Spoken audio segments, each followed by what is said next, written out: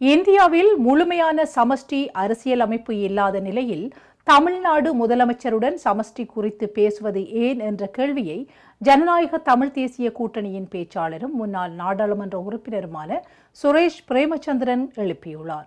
Surf, smile and enjoy the beauty of Sri Lanka with Satkin Holidays.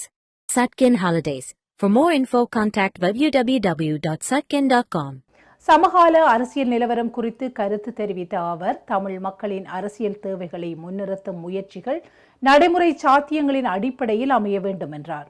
தற்போதைய சூழலில் இலங்கையில் சமஷ்டி அரசியல் அமைப்பை எந்த அரசாங்கமும் உடனடியாக நடைமுறைப்படுத்தும் வாய்ப்பு இல்லை என்றும், அதனால் தற்போது கிடைத்துள்ள அதிகாரங்களை பாதுகாத்து மாகாண சபை தேர்தலை நடத்தி மக்களால் தேர்ந்தெடுக்கப்பட்ட நிர்வாகத்தை உருவாக்குவதே முன்னுரிமையாக இருக்க வேண்டும் என்று அவர் தெரிவித்தார். மேலும் வடக்கு மற்றும் கிழக்கின் வளங்களை பயன்படுத்தி பொருளாதார வளர்ச்சி, வேலைவாய்ப்பு உருவாக்கம் மற்றும் மக்களின் அதிகாரங்களை படிப்படியாக வலுப்படுத்தும் நடவடிக்கைகளே அவசியம் எனவும் அவர் குறிப்பிட்டார்.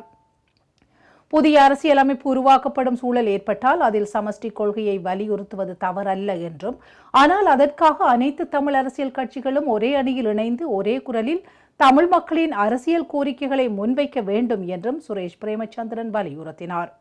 தனித்தனி அரசியல் முயற்சிகளை விட ஒற்றுமையான அணுகுமுறையே தமிழ் மக்களின் உரிமைகளை வலுப்படுத்தும் எனவும் அவர் வலியுறுத்தியுள்ளார்.